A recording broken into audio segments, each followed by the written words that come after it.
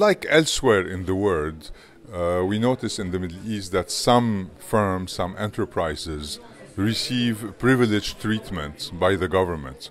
And one, for example, important result we notice is that when these big firms that have very good access to capital enter a sector, the middle-sized firms disappear in the sector. The sector becomes polarized between some big firms that are not very efficient and an informal market.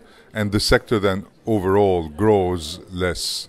I am actually specialized in the case of Jordan. I think it's very interesting context because Jordan is surrounded by many other countries that have been politically unstable. We are still so far hanging out, so we don't have any turbulence.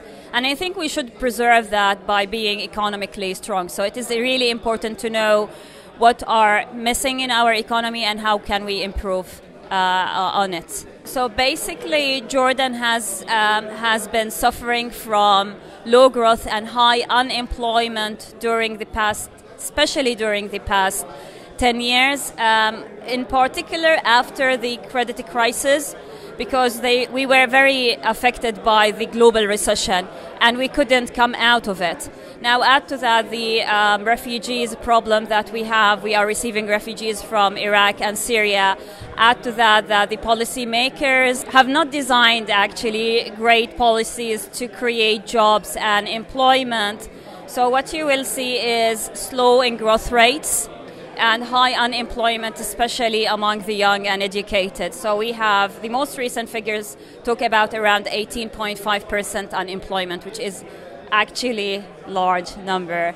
I think that the main growth perspective in Egypt is how to induce an innovation and investment in the country, and how actually to regain trust again in the investment climate and in the business environment of this country. Because just after the revolution, a lot of things had changed and a lot of economic indicators changed, and we lose trust in investment in the country.